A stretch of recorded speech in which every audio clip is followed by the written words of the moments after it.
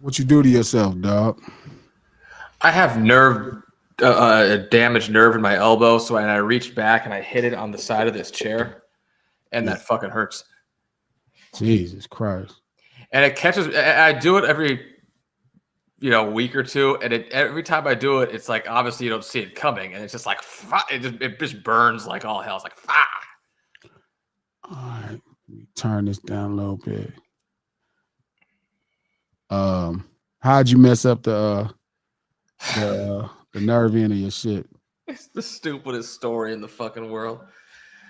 Like I remember this shit. I was in the 11th grade at Orange County Championships track meet doing the high jump, and I got off badly. So I just like knocked, the bar that comes down if you hit it. Yeah. I just like I knew I got off bad, so I just jumped and kind of knocked it backwards and then landed like this. But I landed with like all my weight and my arm bent and like straight like on the bar. Like it's like I went like elbow to bar first and just pop. And I was like, it's been like fucked up for 25 years. You can't fix it? No, they said they was supposed to grow. I don't know if there's nerve tissue on the nerve cell or scar tissue on the nerve. I don't know what the problem is, but it's like it's not like surgically damaged, like requiring surgery. It's just like some stupid thing that's either like I don't have really good feeling in like the outside half of my hand, and if I hit it, it's just still fucking hurts. It's the stupidest thing, and it's like the stupidest of even for me. This is stupid. So, so it makes your nerves super sensitive to some degree. Yeah, it's like it's your funny bone nerve, or whatever. So while functionally at its ends here, I'm like this. It's less sensitive where it's supposed to be, but hitting it where the problem is hurts a hell of a. Like this is just hit this side, it's just got that kind of whatever feeling for a few minutes. To hit on the other side, it fucking burns. Shout out to Girl 6. I'm glad you're the first comment. Welcome here on time to the lunch table. You was the first one at the table. No Ceilings Live, the lunch hour, every Monday, Wednesday, and Friday at noon Pacific Standard Time, right here on Digital Soapbox. Click that thumbs up if you sitting at that lunch table in them comments. Let us know you in. Drop a comment, represent. Click that thumbs up button again.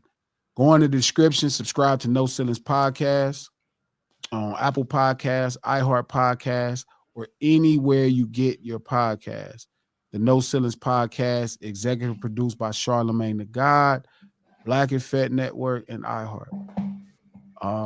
And we got a good one dropping tomorrow. That was a cool Yeah, that was a fantastic podcast. And Jobs is awesome. That guy's so fucking I love great. Jobs, bro. God damn. I love bro. I tell him all the time, like, I love Jobs, bro, because Jobs is such an intelligent person. And the way he talks is great. Like, I feel like it would be the fair thing to do for me to like just have to give him my spot on this show. Yeah, no, I thought about it. Jobs is so dope, bro. He called me too. Let me hit him back real quick. No, man. I liked him. He asked me to do intellectually petty. Jobs, we on a live stream right now. We on my YouTube on our daily live stream Monday, Wednesday, and Friday. Me and Pete, and we were just talking about singing your praises. How dope you are, bro. You know what I'm saying? And we just singing your praises. Yo, man, I was calling to apologize. I thought I might have offended somebody. Nah, Jobs.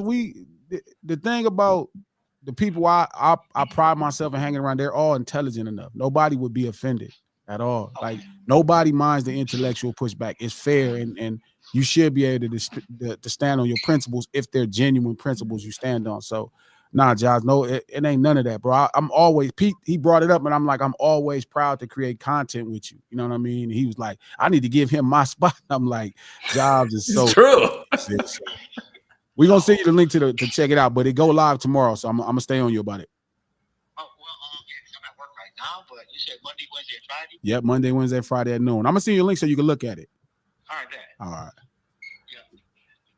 Yeah. So everybody is sending me early birthday. My birthday is tomorrow. Shout out to everybody, right? Shout out to Girl 6. Shout out to Mr. Green K, Ancient Echoes, Eugene. What's up, player? Shout out to Philly, Marcel. I don't even want to get into that, bro. Like I know the headline is a little bit loose, but I don't even want to talk about that. I'm so upset. I've been telling everybody when they let this stuff happen to Diddy unfairly like that, that this could be the triggering effect of people, fighting financial wars. We just in a bad time. That's not even my thought, but I did use the title, knowing that was a part of the conversation. Juice, shout out to Juice, Smear. I don't even want to talk about that, bro. That is hurting my feelings. My man Fats, what's up, baby? What's the deal? I think the real thing we need to talk about is, are you planning a day cruise on your guys' trip to Tulum to celebrate your birthday? No. Shout out to Squishy. Thank you for the $10. That's a good birthday lunch. Appreciate that. I love you. I need your help still. We got to go over that stuff we was talking about as far as that great idea Pete was saying. So I'm going to make sure I get with you. Shout out to King Tut. What up, bro? Just Mitch, Kevin Finley. Thank you for the $10. What's up, y'all? Hey, Glasses, I'm looking forward to seeing you on the community. Y'all be having me dying laughing. Y'all be saying some real shit, though. Salute, bro. What's funny is, Kev, I be so serious, and I'm starting to realize that my homies are immaturely poking fun at my seriousness of thought. Like, I don't ever troll, but they joke and bullshit all the time. And I'm thinking they're making me the joke. You feel me? Shout out to Craze, yo, cuz what we on, man. We about to pop it. A couple things was on my mind. Definitely ain't talking about BS though. Shout out to Just Miss. Thank you for the $20, man. I appreciate the birthday gift. That's player. Feel me? It's tomorrow again. We're gonna go up. Thank y'all. Let's get into these conversations. I just blanked out. Damn it. Somebody, it's a good one, V. Good. Yo, Glasses, we heard that Pete want to catch that fade with Andrew Schulz. Peter Squab Schultz up, bro. Who's Andrew Schulz? The comedian. Who? You've never heard of Andrew Schulz, the comedian? I'm gonna look him up. He does the podcast with Charlemagne. Oh, that guy. He's a really famous comedian. Yeah. I'm bad with names. I'm really not professional when it comes to any human being's names. Well, thank you, Dave. I appreciate it. Thank you, everybody. I got money on Pete. Peter Squab him up. Peter Squabble him up. I don't know about that. No, honestly, Schultz is somebody I consider like, I like Schultz. I really didn't get into that thing much. I'm telling you, you don't want to say that type of stuff about people, especially. So what he said, I'm only going to give it this much energy, but I'm not going to give it a bunch of energy because Schultz is a comedian. So his job is to be funny. So comedians take a lot of risk at being funny. Sure. It's weird when there's a line in Kendrick Lamar's song and the song that the first song, Jesus Christ, I'm drawing a cold blank. Damn, I don't know why I can't remember the song. Yeah, Whacked Out Murals. Damn. Whacked Out Murals. And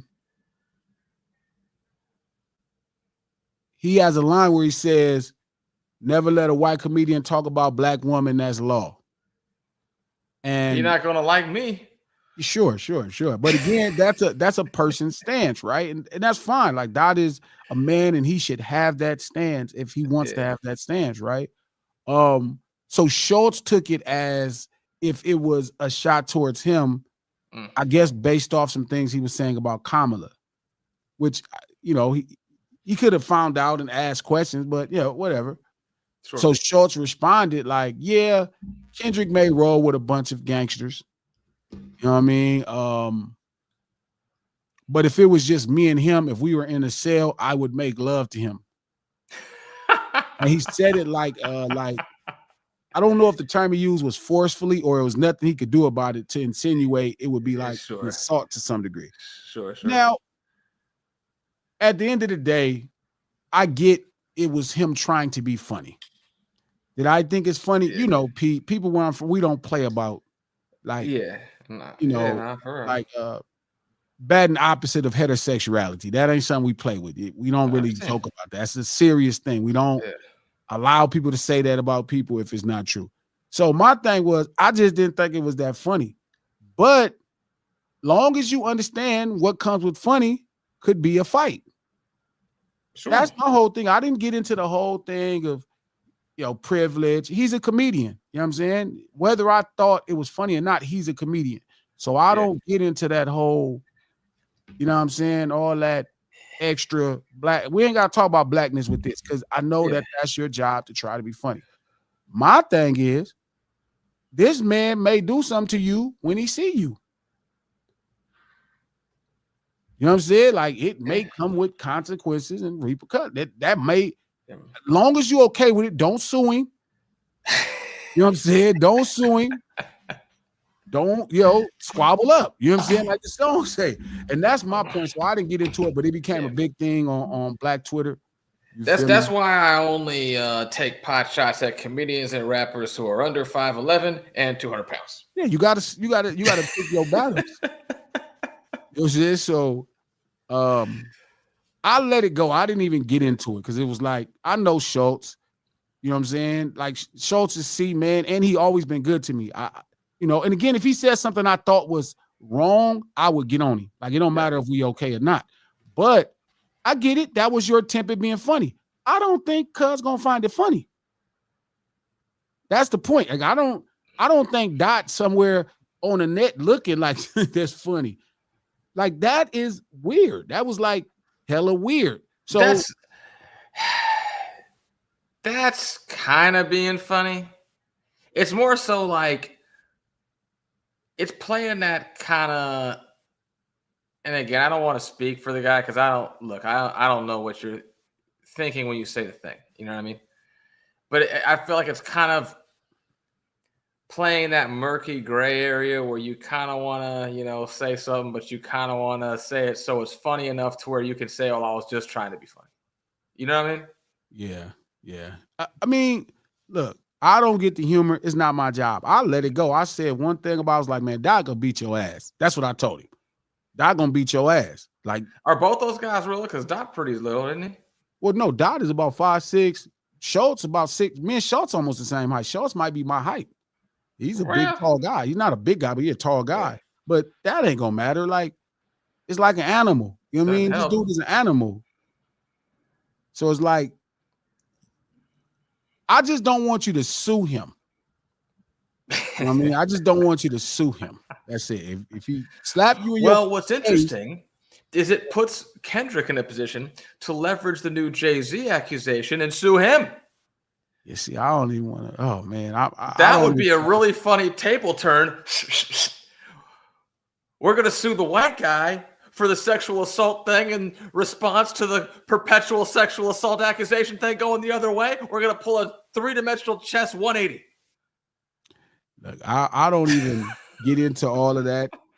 Again, I'm not even minding this madness that they talk about with Cuz. I told y'all ass that if we didn't stand up for Diddy, like, Diddy should be charged based off of actual crimes. I said they would keep finding other brothers to do this to.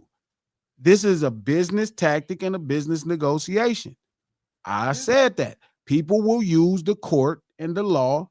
And the problem is, regardless whether Cuz come out on top, he's going to lose business. This is going to fuck with his business. That's that's where I was going to go with this. This is all the result of a precedent set by chicken shit expediency 30 years ago. Mm-hmm. It became cheaper. Look, just settle, sign an NDA, stuff it under a rug and move on. It's cheaper. But what that does is it enables the process to perpetuate. And I'm not even finna even get into it. Somebody said something to me on Twitter and it blew me away, right? And I get it on Twitter. Shout out to everybody that show love on Twitter, all of social medias, because, again, I try to I don't know if you guys notice this if you follow me on social media. I really carry myself very standard. Like I will speak to anybody. I don't care if you have 3 followings. I don't care if you have 3 followers or if you have 3 million followers. I treat you the same. I never really, I don't ignore voices. The point of hip hop is giving a voice to the voiceless. So I don't ignore voices. I hear you. So I will speak to people and I laugh about things that I think is funny. I ride with my homeboys, right? Like, let's say this whole battle that Dot had going on. I'm riding with Dot. This is my man. No question. I know him. But it's weird when I have people come to me and they'll say, man, Glass is like you know, you're glazing Kendrick. What do you mean by glazing? So glazing is a kind of a geek term. It's a nerd term that's used on the internet in response to saying like you're dick riding somebody. You're dick riding them. That's kind of a disgusting. It's like a nerd term, glazing. Yeah. Well, yeah. And it inspired this live, and he said it was a list of people saying obviously they're fans of the owl. They're fans of the owl. They're part of the parliament. A group of owls together is called a parliament. So whenever I actually say parliament, you know what I'm saying? Like I'm referring to anybody that rides with the owl, Drake, sure. The owl, right? So a guy posted a list. His name is Jay is Not Online. Shout out to Jay is Not Online. It says the Fantastic Four of meat writing. Can't help but cringe when these pages pop up on my timeline. It's the homie Screwface John, Busby, Lovely, and Rye. And a lady add G Malone and hit a J3 in there. And who was that lady? I have had one person ever inbox me on Instagram with hate mail, which had to be a result of the show because I was like, who the fuck's this lady? And I look and like the only common person was you. So I was like, I must have been aware of me from the show or something like that. Sure. But I can't remember her damn name. Shout out to, and then we met the internet. Showing support, aka equals glazing. Niggas crazy these boys these days. These boys, I'll tell you. People okay, so probably don't understand that that there's a bona fide friendship there. Right. So when people say something negative to me, I'm sure they want my attention. So I give them my attention. So I'll go to their page. Right. And I went to this person's page and I was looking, and their whole page is dedicated to Drake. Their whole page is dedicated to the owl. The whole page. Yeah. It looks like a nest. Just owl shit everywhere. Yeah. And I'm like to myself, like Kendrick is my friend. He's not like a rapper. I don't buy his albums. Like I buy his albums because I'm just supporting a friend, but he's my friend, right? Like that's the difference. Like I buy his albums because he's my friend. And then I ask him to sign it. I'm gonna make him sign this painting over here in the corner. I'm gonna make him. He's my friend, so it's like I get to watch my friend, you know, carry on places in this business that all of us didn't necessarily get to. Like I get to cheer him on. Right. And he's my friend. So that's why I'm super supportive of him. People on the net don't even know anybody they're supportive. So what in the nerd logic would make you think that I would be consistent with glazing somebody when this person is somebody I can call on the phone? I could call him on the phone right now and pick up the phone and I have him on his live talking. And if you called the owl and said, hey, how do you feel about this person here on Twitter, such and such? He'd, in typical owl form, say, who? Anyway, so like whoever that person is, that's like, this man wouldn't piss on you. Like, so it's weird that and I've noticed that logic, right? And that's what made me title this stream that way, right? It's like I've truly became the villain for being real. We're supporting my partner. I think these other fans look at like the two people in question, and then everyone else is just a fan like them. So they're just kind of like jeering, you know, section 6 in the arena because they're in section 1 and that's the away team and they're the home team and whatever. And there's not like, no, I'm actually a coach. I work with him Monday through Wednesdays. If he hurts his ankle, this is bad for all of us. And don't get me wrong, I understand why the streets and the net don't cross. Yeah. What separates the streets from the net is the streets specifically. What up, Gino? Shout out to my boy Gino Boss. Hill up. What separates the streets and the net is the streets, you have to be accountable for the things you say. Yeah.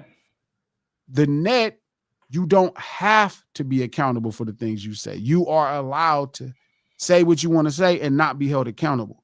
Are you saying that the internet is one giant hair shop? No, because the hair shop, somebody could get up out of their seat and smack you in your face. I just mean that it's a haven for femininity.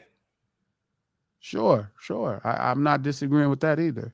I'm just saying, like, I've heard other people, even from the streets, say, right? I've heard people from the streets say the internet is the new streets. And I'm like, it could never be the streets because the streets, you actually have to be accountable for things you say. Yeah. You have to be accountable for the things you say. So that becomes the difference. But I noticed, like, in this time, like, right, the more hip hop I become, right, I become more of a villain. Like, I noticed that, and again, make sure y'all go to the podcast. Tomorrow it drops on Apple Podcasts or iHeart Podcast, Spotify, wherever you get your podcast, bro. It's a really great podcast about gangs, and we're going to elaborate further on the conversation Wednesday on this live. But it was a really great conversation, and I noticed how people see Crips.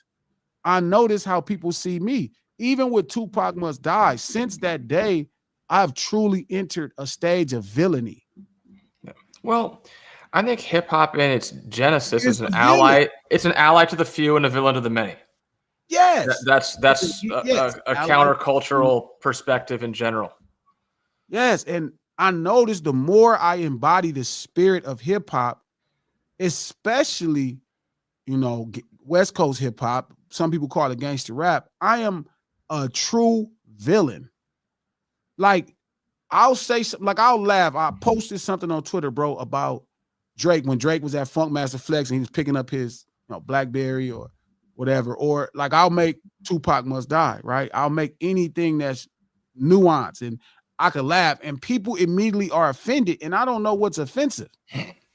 I really won't know what's offensive. Like, I swear to God, when I see Tupac Must Die to this day, when I see Tupac Must Die to that day, I have no idea what people are mad at. I really don't get it. Like, I get why they could be sad, but why the fuck are you mad at me?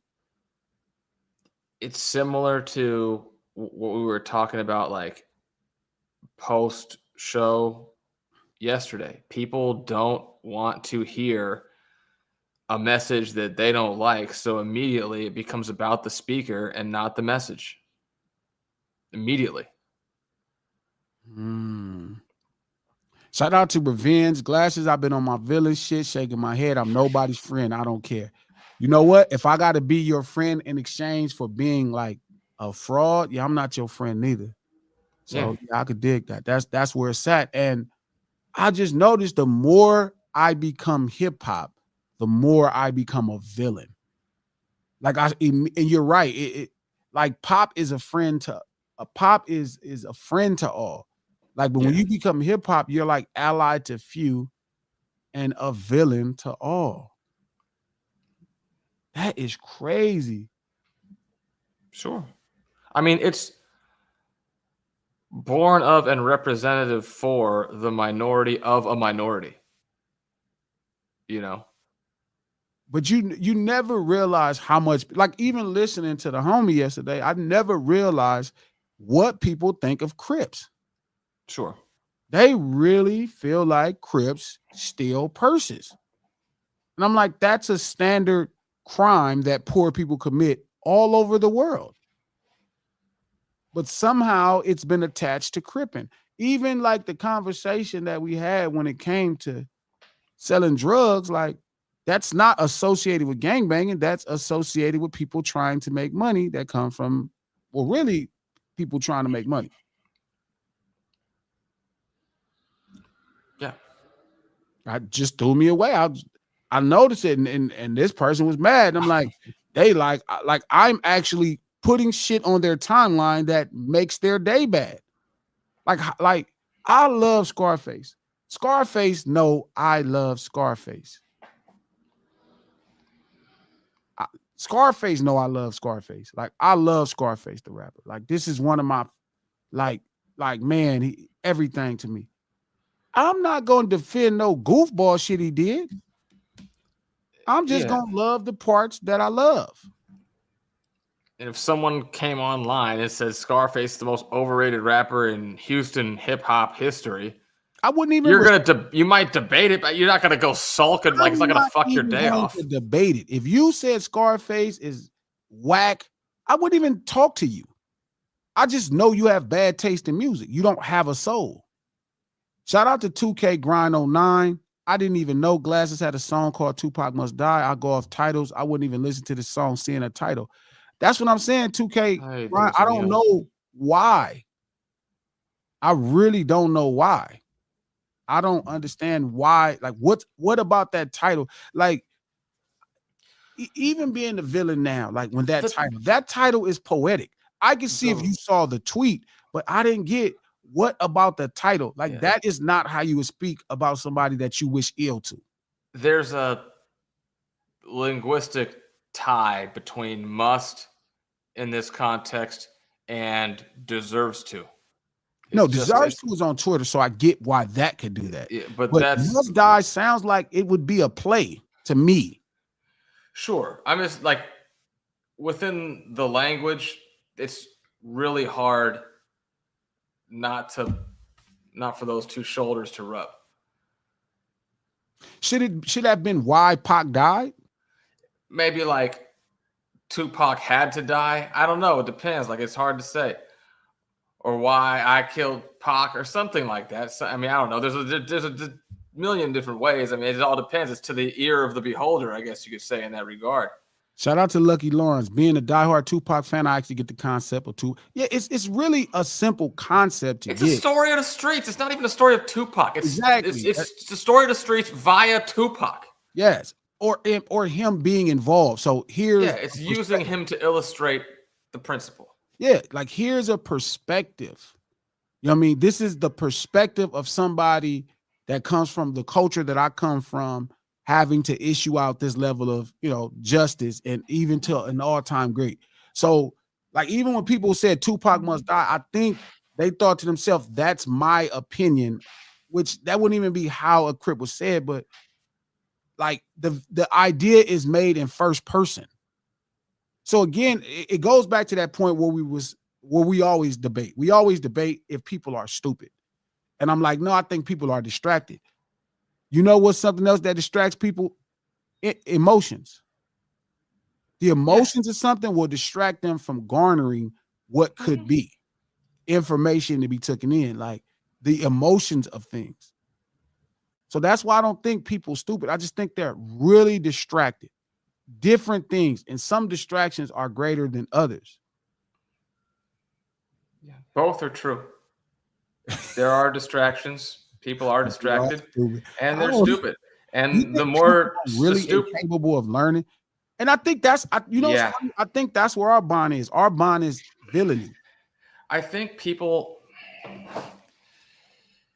There's a certain thing that people, if they're not incapable of learning, it's such an uphill battle to get them even to the point where they can learn the thing that it becomes. And sometimes, like, I bump into stuff like that. Like, I'll try to research something, and I'm like, this is so far deep into some sort of abstract physics or whatever. I fuck it. By the time I figured this out, the moment will have passed.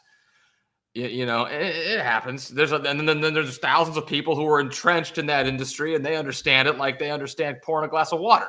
I'm not that guy. So I don't know. I mean, Yeah, I don't know. I don't know, dog. I don't get it. I don't.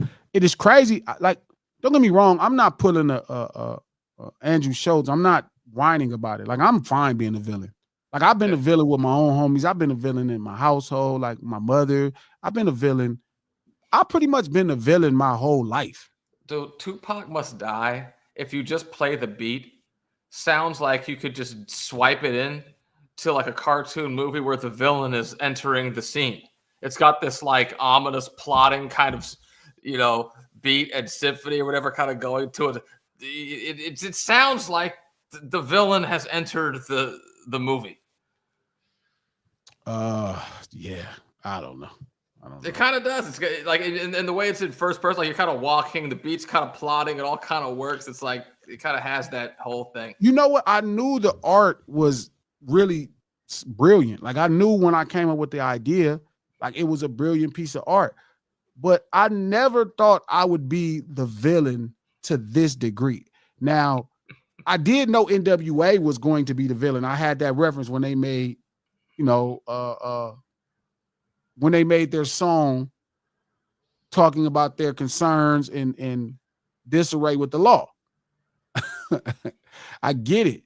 But I just never thought people would be that emotionally distracted from where they couldn't consume art because of somebody passed away. Like there's a religion with billions of people that's rooted in someone passing away. Yes, and when people say negative things about it, they But I don't know if I said anything negative. Must Die is going to. But if you think about it, Pete, every human must die. Must and is destined to, So it should have been Tupac's destined to die. That don't sound really playwright at all. No, it doesn't. And that was destined. You could have called this song Tupac's Destiny, and then it ends with him being shot. People have been pissed then too. The irony is, I wanted to paint a story of gangbang and morality, right? How we understand morality when it comes to people, unjustly attacking you. 8, 9 people attacking you. This is considered justice culturally, right? Mm-hmm. Where if 8 or 9 people jump on you culturally on West Coast street urban culture that we call cripping, right? People know you can get shot and die over, and we all know that's justice. We all know that's fair. Now, there are his family that's going to be like, you hurt my family, so this can still extend on and I could pursue you. It's different. But again, my goal was to really dive into a place of hip hop, but it really made me more of a villain. Shout out to Adonai. Drake is repivoting himself, rebranding. He doesn't want the respect of the culture anymore. He's going to griff on streaming and white Gen Z males as an influence base. No chance, Adonai. He wouldn't know what to do without the misspelled females. he wouldn't know what to do without the culture. There's zero chance that he's going to. There's zero chance he's going to. Nobody wants to hear him rap about which type of flour and over sugared liqueur to buy a girl on a third date. Bluntly speaking, nobody cares in the end of the day. Shout out to Super Jedi. That beat is hard, man. I appreciate that. We really produced that song. The song would be 5 times bigger if I made the music a little faster. I went more. I seen a man die when I should have went more. Murder was the case. It should be a little bit more up tempo. The same story that came out, but it would have been like the one thing about hip hop outside of it being culture or music is music should actually give you the energy of an idea. You know what I mean? Yeah. So if I would have made it more faster, it'd have been more anxiety. Like slow, it's more bluesy and it's actually sad. Like the way it culminated. I mean, like if you're also look at the video as a singular piece, it has that Jaws like circling the boat tempo and kind of like this plotting. That's what it is. It's scored. Yeah. It's scored versus produced. Sure. It's scored to the idea. Shout out to Lucky Lawrence. I surprisingly have a short film that explores an alternate reality where Orlando got his revenge, but Tupac lived. I would like to see that. That's dope. Yeah. And I think like some people might understand the idea better who are like laymen, you know, like me, like just kind of people who are foreign to the world. It's like, oh, okay, I get it. Yeah. Is it Tupac Must Die really show perspective? No. I was listening to you. Oh, like people will like you could make a prison movie, right? Yeah. And it's kind of predicated on this dog eat dog mentality, where as soon as you get in, you got to go in and just clock somebody in the face, whatever, so that you have a reputation that works as a preemptive defense apparatus. Because if your reputation is that you can be taken advantage of, you will be. And I don't think it's terribly far in that concept where, oh, this guy over here, I mean, he got, laid down by the rapper celebrity who's not even from the life. It doesn't help the way that the rest of your days are going to go. Shout out to Lucky Lawrence. Yeah, shout out to Lucky Lawrence. Again, Tupac Must Die really should be from the perspective of Dolores Tucker. That's actually a dope thing. It wouldn't work for me, Lawrence, because like what I understood about hip hop and the reason I'm so passionate about it, and I could say who's hip hop and who's not, is once I did enough work, got enough words, did enough homework, and felt confident and did the math, I realized hip hop was really a cultural perspective from people, right? From street urban culture background. It was the perspective of it. So when I make hip hop, like what would be fly if I did Jesus Must Die and told it from the story of the Romans, or I told it from the story of the money changers, but that doesn't have a place in hip hop. Yeah. You know what I mean? Don't get me wrong. You'd have to do MLK Must Die and talk about it from the perspective of the federal government, RFK investigation. Yeah, I can make any of that. Yeah, I'm talented enough of a writer to make, Martin Luther King Must Die from the threat of the federal government, but I don't think you would want Glasses Loke from 7th Street representing the interests of the federal government. Like, I don't know if it's fair. That's fair.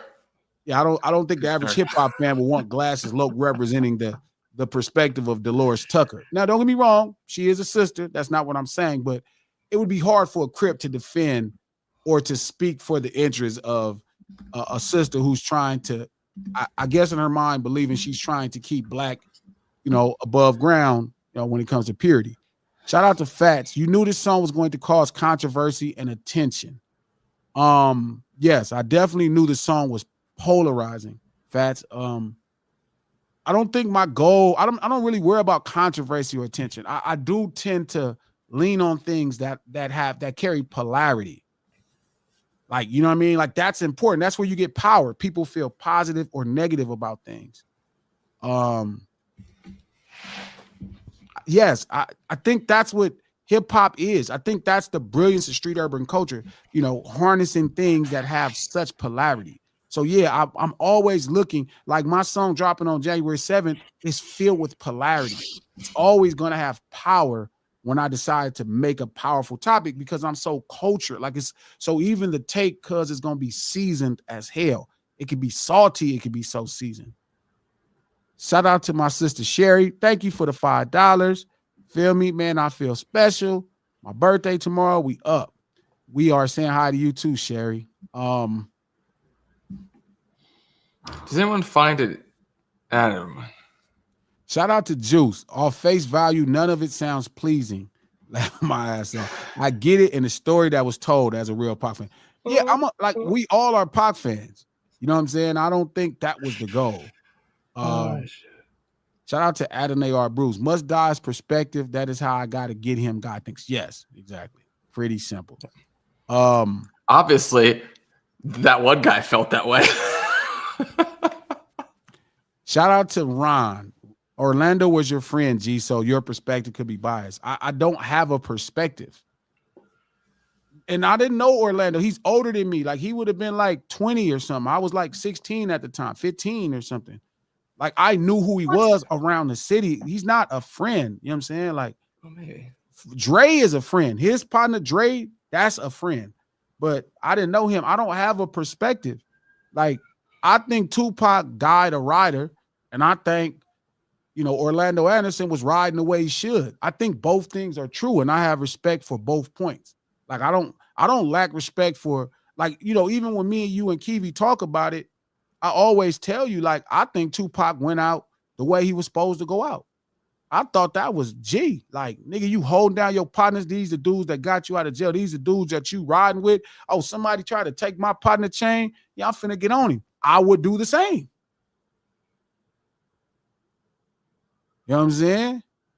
So, like, shit, I don't have a perspective. I don't think, you know what I mean? I don't think either, I don't think either guy was wrong. I totally understand what Pac was doing, and I understand what Baby Lang was doing. That's just how it go. You know what I'm saying? Like, I could respect Pac's get down. Like, that was like shit. He rode doing his thing. Shout out to Exclusive TV. First time at the lunch table. Why do people get mad for you narrating a story? I have no idea, Exclusive. I don't get it. But I knew that there was going to be polarity. I did understand that. I've thought of all kind of different things. Don't get me wrong. You do have to embrace being the villain, especially as when you're in hip hop as a West Coast hip hop guy, especially when you make gangster rap.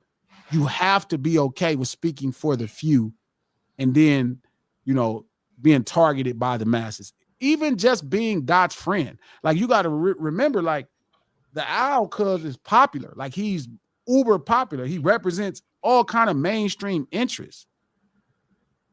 All kind of mainstream interests, but you know what I mean? At the end of the day, it's like people are mad because I'm riding with my friend. That shit is weird to me. It should be weird because culturally it doesn't make sense. Right? Sure. I don't know how many of those people know that you guys are actually like friends like that. That is true because it is a lot. That's of people. What it sounds like to me. I see a lot of people that be like, man, you do all this glazing and he won't even do a verse. I'm like, man, I got 30 fucking songs with Kendrick Lamar. What the fuck are you talking about? I got a million songs with this motherfucker. What the hell that mean? Like, I'm not doing this to get a verse. This is my but you're right. They don't know that. And then I'll see people be like, them guys wouldn't even speak to you. And I'm like you could just Google. This all would have been avoided if instead of that one Friday trying to get him on here, we tried like the Monday. Nah, I'm on it. What's funny is he messed it up because he put the damn album out. That's what I'm saying. If we did a previous Monday, it wouldn't have conflicted. He probably was like, damn, this nigga know I'm finna put out this album. That's why he want me to come on there. Like, nigga, I didn't know. Nigga, we talking about some whole other shit.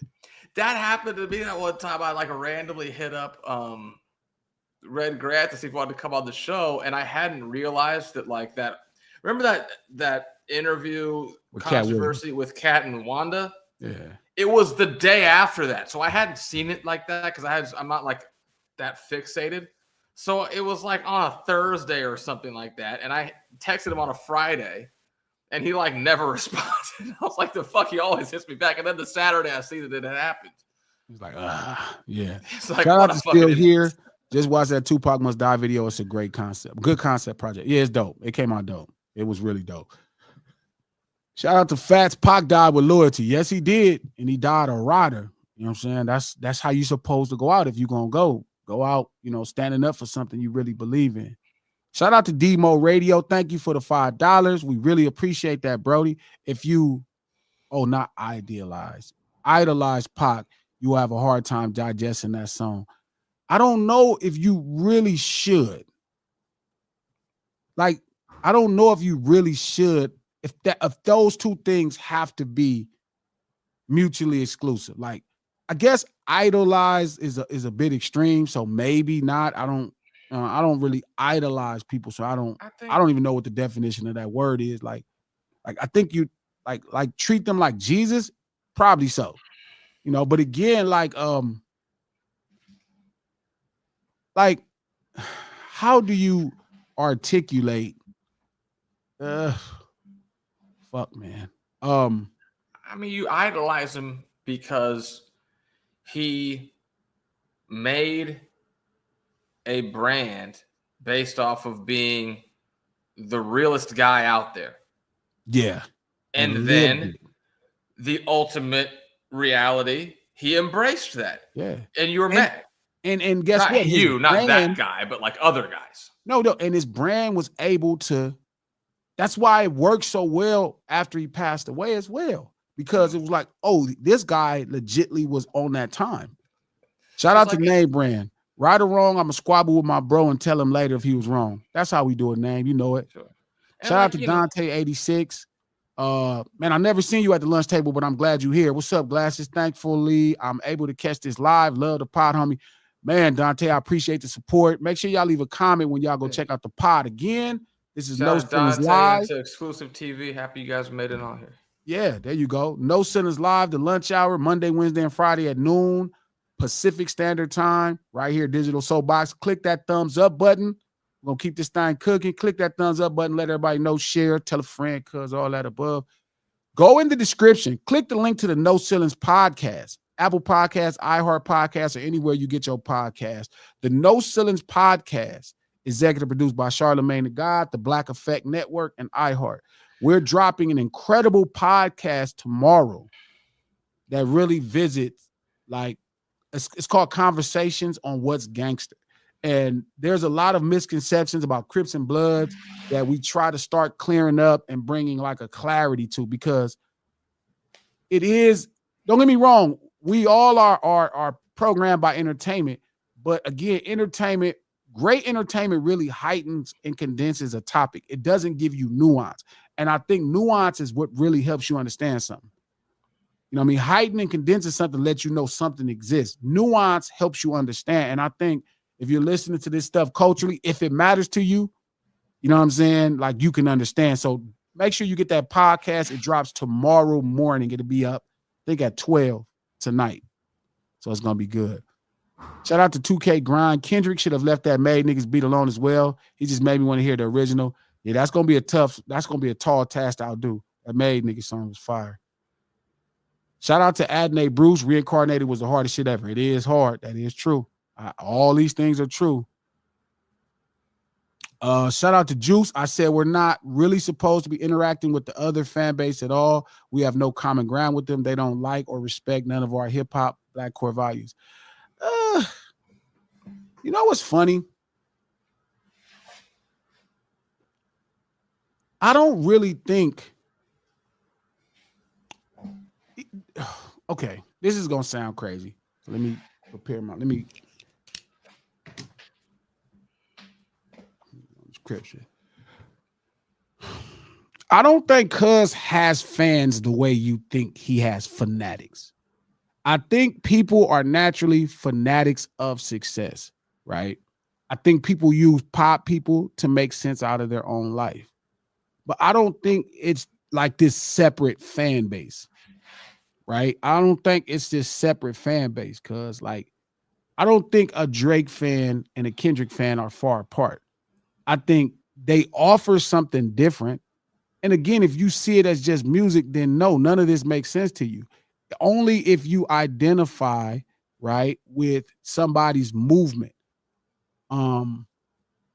Obviously, Drake makes great records. I had the same conversation with Ronald. Shout out to my little brother, Ronald Green Jr. Drake music is dope, G. I've told him this, right? Like, I don't think people come to hip hop. If you come to hip hop for great music, you don't know shit about music. I would never listen to hip hop for great music.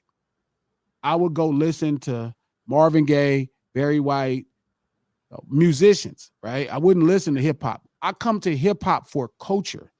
I always knew it, even if I didn't understand it. That's why naturally I don't care about people's music that makes surface topics when it comes to the lifestyle. Like, right? I could like a song from you. Like, I like Vanilla Ice, but I didn't buy the whole Vanilla Ice album, right? I like different people who rap, but I don't get into their albums. Drake is one of the most talented people I've ever met in my life. He's one of the greatest record makers I've ever seen in my existence. But I don't really listen to a lot of his music. Not that it's not good, it just really don't represent nothing. Yeah, I think with a lot of like his fan base, he puts out a lot of music, and it's usually like good time associated music, you know? So they probably, a lot of his songs, they like the songs. They like the environment in which they're listening to the songs at the time. I think they don't want to people to be given an excuse to like effectively like shame them out of listening to Drake because they associate all their fun times with hearing like this, like the soundtrack of their lives is damn near like Drake songs. You know what I mean? Shout out to name brand. Kendrick and Drake philosophies are polar opposite.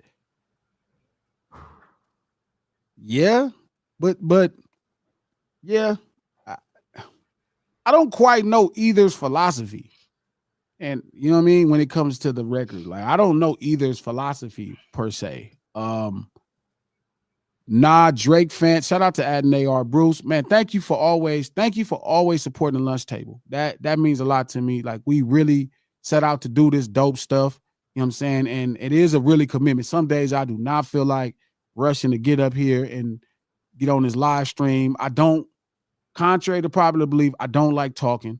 You feel me? Like I really wish I didn't have to say some of this shit that I have to say to get people to understand certain things, but God tasked me to do the job and I'm going to love doing the job. So I love being here for y'all. But I just want you to know the commitment. So Adonai R. Bruce, Drake fans exude a consistent amount of anti-blackness. This is why this is the only rap beef that immediately became a culture war. I don't think it's a culture war because the owl doesn't represent a culture. I don't think the owl represents a culture. I think, again, like people who like Drake, they like music or they like records or they like success or they feel like, see, okay. There's this weird shit happening where people have declared war on the streets. Nobody's admitting it, but it's happening. Where everybody is looking at the streets like, you know, other black people. Like I heard Urkel say some shit the other day, like, well, people don't consider it a black story unless it's a hood story. No, because without the struggle, without poverty, without oppression, what the fuck would make it black? Just your skin? If black people are acting like white people, is that a black story? Like if a black person goes to Beverly Hills every day and nobody mistreats him, Peter, if nobody mistreats him, what makes him black? This is a weird question. I get it. It's hella weird. The endless question. That's the parallel question to Drake. That's the parallel question to the Nigerian American experience. It's all of that. Shout out to Spock the Doc. We appreciate that $5, my boy. It's a day before my birthday. I'm feeling player. Good lunch. Internet acting like Kendrick is a punk because Schulz is tall and boxed before. It's funny. We don't know what he does in his free time. I don't even know what that shit's about. Yeah. All that, none of that stuff matter. Like, you know what I mean? Like, you just got to be okay with dealing with the things you say. That's how I look at it. Juice, we're polar opposites, G. You don't see how they talk about culture, samples, traditions, and etc. Them people hate hip hop, bro. Nah, they just feel rejected. You know what I mean? It's different when you feel rejected. You know what I'm saying? Like, it's different when you feel rejected. Like, it's not about, I don't think they hate hip hop. I think they feel rejected. Everybody wants a part of something that seems cool. You know what I mean? And a lot of people, to me, that learned about hip hop or they grew up in their existence learning about hip hop, especially like what came through Drake, are people that feel like they're not that hood or they're not that street, or even subconsciously, whether they admit it or not, they question their blackness. Like, even like I said, when I was listening to Jaleel White talk, like without like experience, the black experience can happen to anybody. Me and Sherry have argued about this on live. Shout out to my sister Sherry. We've argued about this on live. Everybody can get the black experience. Mexican people can get the black experience. Puerto Rican people can get the black. Anybody, hell, Irish people, Italian people got the black experience. People all outside of European, English, white men have gotten some level of black experience. The thing that makes this different, culture, like I said, this is my own definition. Y'all can take it and run with it. Experience is how people treat you. Culture is how you treat other people. That's the trick. So I don't think there's a cultural war because on that side, there would be no culture. It's really the culture versus the mainstream. That's what's really been going on in hip hop this whole time. Shout out to Dante 86. Go ahead. I'm sorry, Pete. I didn't mean to cut you. I didn't get the sense that like the greater Drake machine was anti-black so much as they were just lacking in degree of, for lack of a better word, just to be expedient, blackness relative to the Kendrick machine. And the Kendrick machine was like, you've been sidling up over here for quite some time. I'm just going to give you a reminder that you're over there. Yeah. That was kind of just. Yeah. I don't get anti-blackness. I think that's a bit ridiculous. But I get how it could come across that way. But it's only because people feel outed. They feel like, oh, I'm not. Again, it's that same conversation that's been happening where I think there's a group in a very huge population of black people that feel like their ideals are being ignored for this, minute group of people who are going through this stuff. You know what I'm saying? So it's different. Dante 86, an actual cultural and psychological worldview is at play here. It's deeper than just music for music's sake. I agree, Dante. Like, I'm not disagreeing. I genuinely think this is the same thing that happened to rock and roll. Like, and I think honestly, it started with Kanye.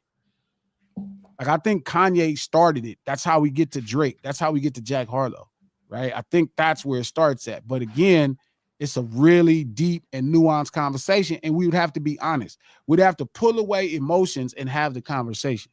And that's the hardest thing for people to do. Obviously, I made Tupac Must Die. Like, I didn't even use one negative thing about Tupac or disrespect him in the song. People still made me the villain.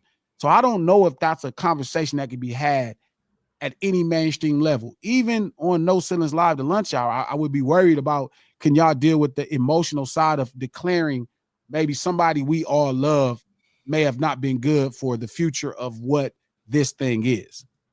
Shout out to my brother Fats. Thank you for the $2, Fats. And I know that mean a lot, bro. I appreciate that, boy, for real.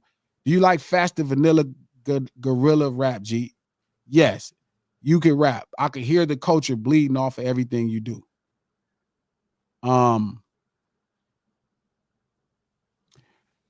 Shout out to Revenge. I agree at first. It did win points around the women. I like women. That's how I started on Drake. Fire. I can respect that social currency. You're going to play with the O's like.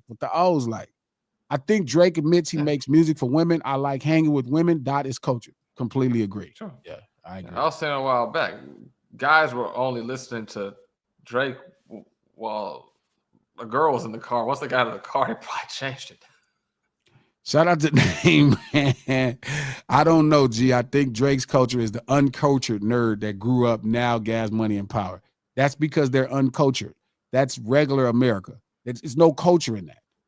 That's what I'm saying. It's never been the culture. Y'all missing what's happening. It's not two groups of people. It's the world. It's us against the world.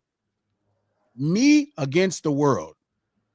Drake is the world. That's the regular world. And then you have what Kendrick is doing, which is like niggas feeling like they oppressed and complaining about being oppressed and talking about these traumatic experiences.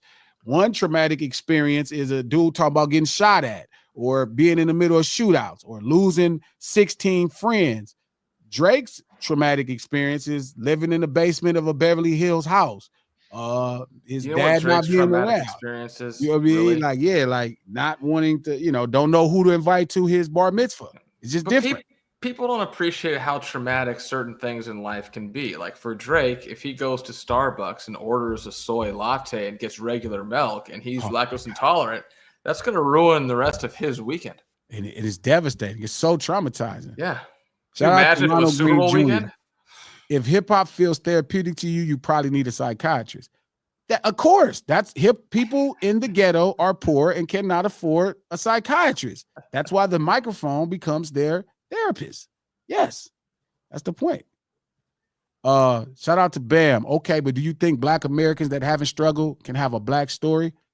Yes, Bam. And I'm glad you asked that, bro. It's like, yes, Black people around the world can have a Black story, right? But again, if your story is exactly like mainstream American story, then how much of a struggle or how much of a story is unique about it? You know what I mean? I'm not saying it's not a Black story. I'm saying at that point, it's standard. the thing that makes the you got to remember, the hood story is not exclusive to black people. The gangster story is not exclusive to black people. It's just a rarity in the United States of America. It's very minute percentage population of people that live this street urban experience. And they're not just black people. You know what I'm saying? But again, if you asking the mainstream world to see identity in people that's darker than them, then I think that's the problem. I think, and that's to me where even my heart, and to be honest, where I came from, when I first started talking about Drake, I realized what was happening to hip hop. What happened to rock and roll is going to happen to hip hop. You know what I mean? You start finding people that the business makes sense. If you can get a white man that plays a guitar really well, he will make you more money than a black man that plays guitar really well, because white people can see him and identify themselves in him. It would be really hard for them to identify themselves as somebody that they know they couldn't be. Now, either person, they couldn't be either one, because one guy that plays guitar well probably worked his ass off to play the guitar. But for sure, they know they can't be this nigga. So record labels will start more sinister than that, honestly. Huh? I think it's a little more sinister than that. Yeah, but I'll be trying to give everybody a benefit. Sure. I don't try to be sinister. I'm just saying for sure they like, I couldn't be this nigga. So again, it's like, that's why they start to finance white musicians in these spaces, because it's more money to be made, right? And it starts with, the first thing I remember is Kanye beating 50 Cent in that sales competition. That was regular people defeating the streets at their business. Yeah. So guess what? The next step is a Jewish guy that can use the N-word. And to me, I think people are making the things a little closer and one-dimensionally on a spectrum, like Drake's Starbucks coffee and Kendrick is Cuban coffee at the gas station. Drake is Starbucks coffee, and Kendrick is riding the 5 a.m. bus to work without coffee. Like they're not even. Yeah, that's what I'm saying. There is no. Not even. This is not a coffee conversation. It's not even polar opposites. You know what I'm saying? Shout out to Mark Gear, one of the day one supporters of No Ceilings, the podcast. He don't even be tripping off the lives. Happy birthday, G. Thank you for the $10, Mark. It's tomorrow, but I appreciate it because I know we ain't doing a live. I really appreciate it, bro. Again, what made hip hop great, bro, is hip hop gave a voice to street urban culture. Middle class black experiences have been on television since television just about existed, right? So it's like, even in the 80s and the 90s, you had Theo Huxtable. You had the young suburban black experience. You had Willis. You had the suburban young black experience. You had Eddie Winslow. You had the suburban young black experience. There was no space for poor black people's story. Like the closest you could have got to it was like Good Times. Yeah, like, you know what I mean? Where at least the mother and father was there. And again, remember when JJ was even trying to be a part of the streets, like that shit was like not happening. So again, the streets and this ghetto and this poverty and the way people organize and speak and dress to bring value to their own life and said community, you feel me? Like that didn't exist until hip hop. Hip hop gave that a voice. It was the only thing that gave it a voice. And then that voice became so loud and people fell in love with it, just like they fell in love with The Godfather or any other street urban lifestyle, Al Capone, you know what I mean? The Untouchables. What's the two serial killers that everybody, the man and woman that everybody want to be, but they don't know they serial killers? Bonnie Clyde? Bonnie and Clyde. This street urban underworld the street urban story has always been praised. Yeah. You know what I mean? But it is rarity. But again, you get regular white stories to go with that. So yes, there is a black story. I'm not saying that there's no black story in suburban black America. There is a black story. I'm just saying it's not unnormal for it to be told. Sure. It's not normal for it to be told.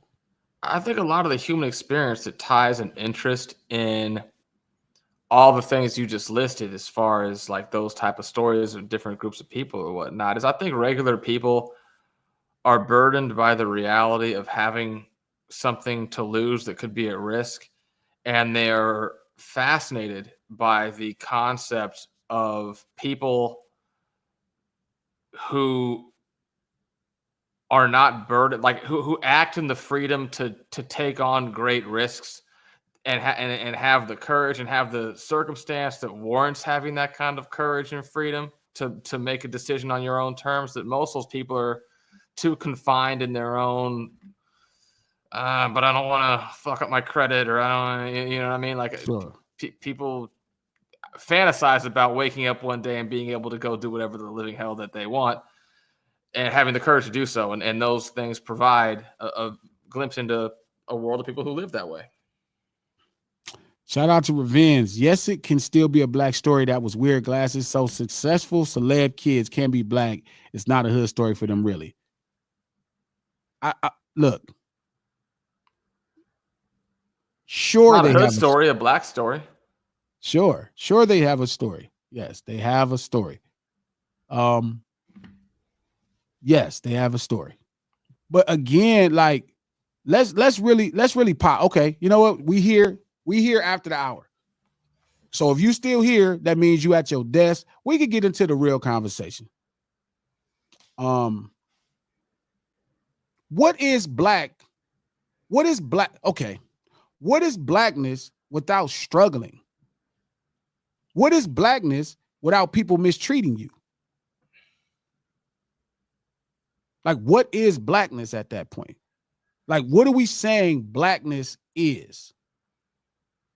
You know what I'm saying? What are we saying? Like, what is soul food without the seasoning? Like, what? Like, can you make a soul salad? What does a soul salad taste like? You know why there can't be a soul salad? Because it's a fucking salad. It's a salad. You already have a better grade of vegetables. Like, you have a great tomatoes was not in soul food. Lettuce, especially romaine lettuce, is not in soul. Croutons are not soul food items. That's why Drake sold so well. He provided in a unique and kind of I'll say illogical, but like an antithetical way. All those other things, you take the struggle out of it, then it's really just worship, Nothing. diet, music. You know what I mean? Yes, it's nothing. And you're just talking about basic whatever that anybody can happenstance into. So it provided a lot of people an opportunity to feel included in a thing that they otherwise would be excluded from. Shout out to Adonai R. Bruce. Nothing. Blackness was literally born in struggle. There is no blackness without that. It's the remembrance of it, even when you become successful. Shout out to my brother Gino. Yep, blackness is a reaction. It is a reaction. It's not something you just born in black.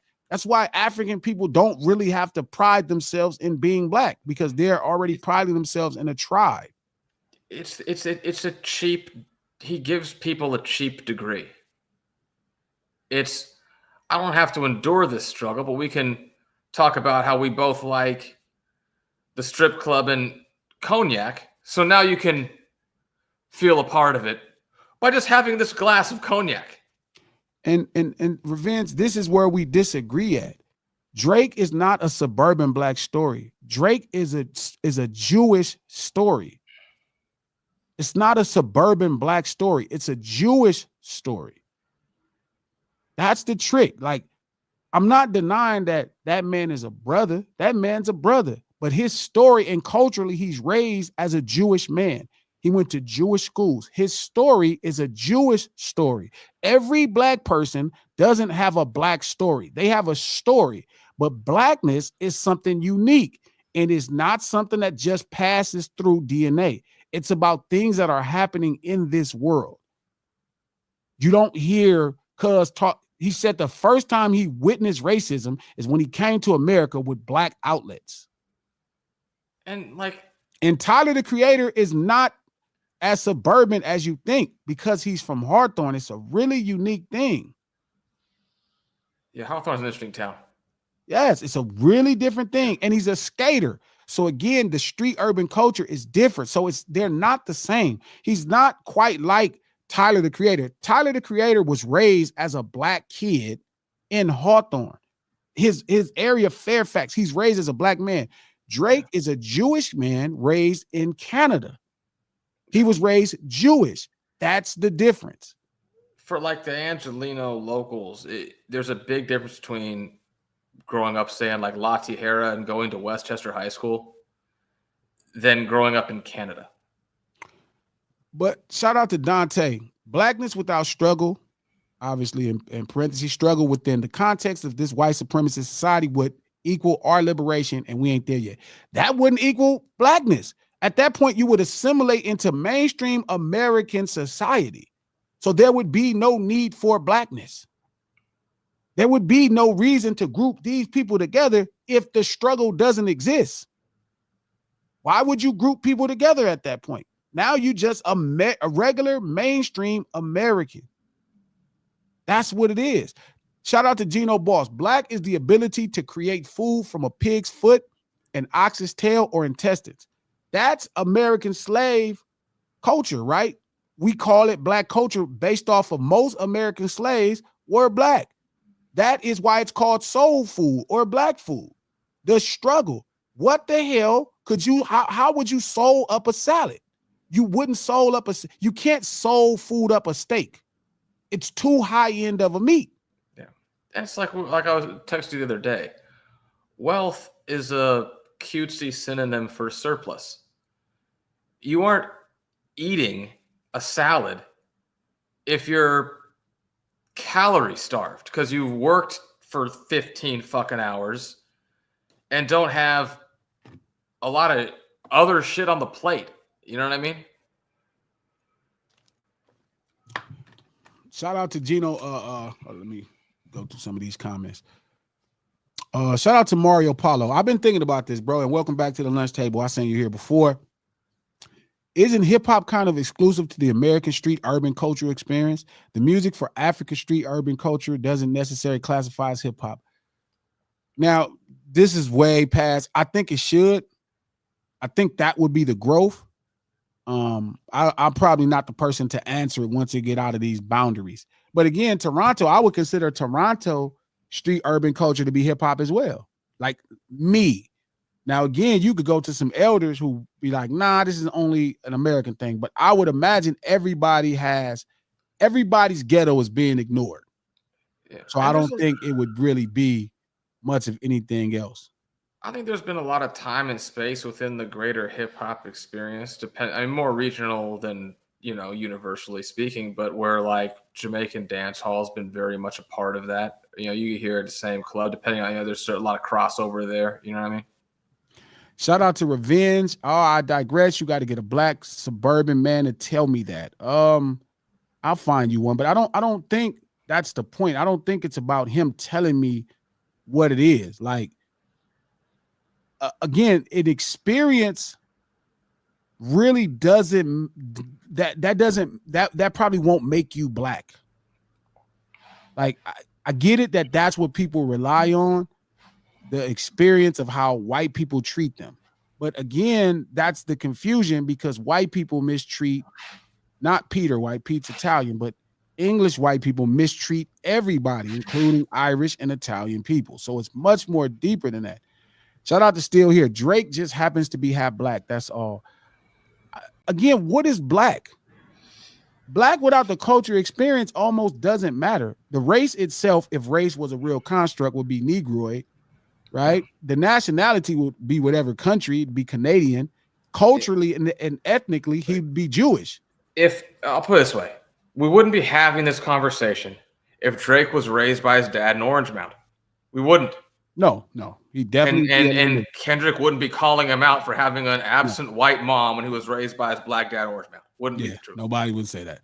Shout out to Juice. Thank you for that $10, my boy. Them folks are way more anti-hip-hop and flirting with anti-black than you're nicely giving them credit for.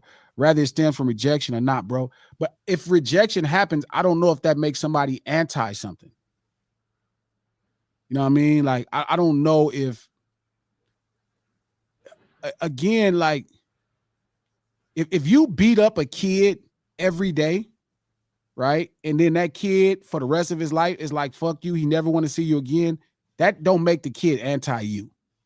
Does that make sense, Pete? Yeah, makes him Like if you punch on a kid every day, or you tell a kid they can't come in here every day, you know what I'm saying? And you feel like you're mistreated by this kid every day, and then now for the rest of your life, you don't want to see that kid. Yeah, I don't quite know if that makes you anti the kid or the kid anti, you know, the person that's being abused anti the kid. And again, like, I don't know what that guy's really referring to personally. Like, I don't know if there's a whole subculture of people all over the internet who are like Drake fans that are like blaming Black America for the recent challenges of Drake's career, and he's responding to that because they're lashing out and bent out of shape. That might be very much the case. I don't know what he's talking about, but for those two sentences. Shout out to Revenge. So no suburban Black experience exists today. As I said, Hood Black has cornered the market. So all Black suburban kids floating in space on the Hood Black perspective matter, huh? Because a suburban Black story is still way different from the white. We are kids of gangbangers. Once you said that, that loses it. Once you tie in the culture, that loses the point. That's why I'm saying it's not that. That's different. If it's in your house, if the culture is in your house, it don't matter if it's outside your house. If it's in your house, you pretty much fucked. Revenge, you one of us. If it's inside your house, it don't matter if it's outside your house. Like, again, imagine like the culture as a palm tree. Like, right, Carson is not necessarily the ghetto, right? The Delamo area where DJ Head from, Jason Cash, Reason, Absol, you know what I'm saying? That is not the ghetto. But because the ghetto is within 5 miles, they had to have a response, right? So they created a gang. And the culture is right there in this, what you would call a suburb. They will kill you in Delamo. They will murder you there. You feel me? So again, it's not as simple as the hood. And then if you say your father or you raised in a house with gang members, your parents made good and now they move you to the suburbs, you still culturally are tied in. It's when the culture doesn't exist at all. It's when there is no access to culture. The closest access is online. That's when it's different. Now, I don't quite know how you would define it as a Black story. Again, it becomes just the experience of being mistreated for being Black. But then at that point, everybody can have Black experiences if they're not English white. We're not saying something different. I'm telling you, if the culture is in your house, you are the culture. If the culture is outside of your house, you are the culture. If the culture is at your school in masses, you are the culture. It just pretty much all go together. So you will get baptized and seasoned and flavored by the culture no matter what you do. Shout out to Adonai R. Bruce. Thank y'all for the contribution. Please keep popping it at the lunch table. It's a great conversation. Blackness is only one person on the block paid their electric bill, but thanks to this cord, everyone has electricity. Speak it. Juice, what's up? Disagree with this take, though? Laughing out loud. Black is black, laughing out loud. Y'all more so describing hip-hop right now. No, hip-hop is street urban culture personified through the arts. But I'm asking you, Juice, what is blackness without the struggle? What culturally would be considered blackness without the struggle? Like, what would be blackness without the struggle? It probably would just be mainstream American at that point. Name brand. Black is if a white woman clutched her purse next to you, and that's happened to me a lot. That is definitely some black. I got way more money than this lady. Shout out to Spock the Doc. Thank you for that $5 again. We appreciate you, Brody, man. I appreciate y'all showering me for my birthday, man. We wasn't gonna have a birthday party till Wednesday, but we appreciate all the early gifts. We gonna get some great lunch this time. Drake making $50,000 a year at 15 on Degrassi doesn't resonate for a lot of people when he says he started. That's a hell of a bottom. That's a Jewish bottom. So, like, I think culturally he's dead on. He started from the Jewish bottom. And now he's here. Yeah. It's a different bottom. Shout out to Dante. James Baldwin once said that when people say progress, what they really mean is the ability to be more white. Wow. Progress is a trick bag. We're sold in order to strip us of our culture. Wow. Yeah. James Baldwin is sharp too. That was a sharp man, bro. He's sharp. He got out of here too. That nigga moved to England. He moved to Europe. He was gone. Well, nothing says pro-black like moving to Europe. I just couldn't avoid the joke. Is Steve Urkel blacker than Drake? It's just such a weird question, Ronald Green Jr., but the answer is yes. You grow up in Chicago, you a nigga, man. You ain't getting away from being a nigga. The character Steve Urkel or the actor who portrayed the character? I don't know Jaleel from a whole. Yeah. Yes, Urkel. The character Urkel is blacker than the character that is Drake. Yes. Yeah. Carson raised people are suburban. No, they live in the suburbs, but you know, like I know, if you go to where the Cabbage Patches are, if you go to where the Delamos are, the Stevenson Villages are, the where's Ray J from? His hood. Centerview, the Centerview area, you could think that's suburb. That is not no standard suburb. Again, the culture is there. So that is a suburban area, but the culture is so densely there because they border these urban areas like Compton that they have responded like with full-fledged cultural movements. They are fully aware of the culture. Yes, that area is considered the suburbs, but them guys are not suburban. Yeah. So again, that's what I'm saying. Hip-hop, while hip-hop is very much street urban culture personified through the arts elements, street urban culture is only grown in masses in that place, but that don't mean that is like, what do you call it when you know what I mean? When you can't breathe and you be sneezing? Like allergies? Yeah, the allergies, but you know, pollen, that pollen fly all around the urban areas and go to suburbs. That pollen is around and people breathing in and their shit changes and they have to live differently because they too close to the culture. They too close. So yes, while Centerview is a suburban area, it is cultured out of this world and then people will kill you. It is different. Same for all of these other places that's right there next to, that's right under the palm tree that we call street urban culture.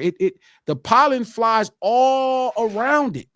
Yeah. And it's kind of a fluid, murky definition. I mean, Compton in its initial construction was suburban, Linwood suburban. You know. Yeah. So it's as zones shift and like literally like zoning in the legal sense, things change. It now becomes a little more subjective in your definition. Sure. Shout out to Dante86. I suggest folks read E. Franklin Frazier's book, Black Bourgeois. If people don't think suburban Black people aren't culturally in proximity to whiteness, then I don't know what to tell you. Of course they are. Yeah. Demo Radio. Everybody can't have the Black experience. Glasses. That is not true. Again, they can. They can though, D. Like they can have the Black experience. They can. People can be mistreated. I watch Mexican people that I grew up with be treated like niggas, just like how we were treated. A lot of people who moved to this country moved because they were having an equivalent to the Black experience in another country. Like the best example in California is the Hmongs in Vietnam. Yeah. They're like they're like second-class citizens out of there and they bounced. Yeah. So again, it's one of those things where I appreciate that, Mario Paulo. Shout out to Demo. No, they can't. Yeah, they can, Demo. We'll politic on it, Demo. IG, hit me on IG, Brody. We'll talk about it on live once I hop off here. We finna be done in 6 minutes. So DM me on IG, Demo Radio. We'll talk about it on IG. I'm gonna do a little bit more work today before I kind of wind down. And some of it depends. Real quick, I think with regard to like the idea of this strain between conflict or between progress and Black culture, that kind of logical conflict there being like, if you're assimilating to white culture more or less, because of the original starting point of Black culture and the circumstances around it, that cultural paradigm is geared more towards just finding happiness out of something. So it's a happiness oriented priority. whereas Yeah. white culture is a wealth-oriented priority. So I call it happiness versus joy. Joy is more of a long-term, consistent residual happiness effect versus blackness is defined in very short-term things. sure. So again, to end this pod is it's like to end this stream, it's like it's unique. You know what I mean? It's unique. It's the facts are never easy. You know, displaying the facts are never easy. Telling people, like, because what I'm saying is facts. It's not even my opinion, right? Like, and when you really lay out the facts, you will see that these are just the facts. My opinion is a little bit more unique. You know what I'm saying? But the facts are simple. With the burden of culture comes villainy, because you represent a minute, and the more you try to align yourself with what would be acceptable for people, you know, the more you try to align yourself at what would be more acceptable for people, you start to lose the culture. That was Martin Luther King's greatest fear. Like, as he carried on and believed that people can exist, by the end of his life, he realized that he probably was leading black people into a burning house. You know what I'm saying? So again, like, Martin Luther King died a villain to some degree. You know, the more culture you are, you just become a villain. It's just how it go, bro. It's just how it go. And again, this is No Ceilings Live, the lunch hour, every Monday, Wednesday, and Friday at noon Pacific Standard Time, right here on Digital Soapbox Network. Click that thumbs up button. Let everybody know you was here. Hit a friend. You know what I mean? Tell them that we back here Wednesday. Revenge, we're gonna go to IG. DM me on IG. We'll chop this up on IG. We'll politic on it. Go in the link, click the description to the No Ceilings podcast. It's a great podcast dropping tomorrow. Conversations on what's gangster. This is a really great pod. I'm really proud of this pod. Shout out to my brother Jobs, my niece Dejanay, my boy Joey Westside, Peter, everybody else. My birthday party actually is Wednesday. We're going to do it Wednesday. My birthday is tomorrow. Man, just say happy birthday is cool. But Wednesday is my official birthday party on the live stream. We're going to come right back here. But again, click the link in the description. Subscribe to the No Ceilings pod on iHeartPod, Apple Pod, or anywhere you get your podcast. No Ceilings podcast, executive produced by Charlemagne the God, the Black Effect Network, and iHeart. You know what I'm saying? So again, we'll see y'all Wednesday at noon. That's my official birthday party online. Make sure you tell a friend to tell a friend. Y'all all pull up. Big lunches on y'all for sure. Like, I'm going to buy y'all lunch on y'all birthday. Y'all buy me lunch on my birthday. So my birthday party Wednesday, we'll see y'all here Wednesday.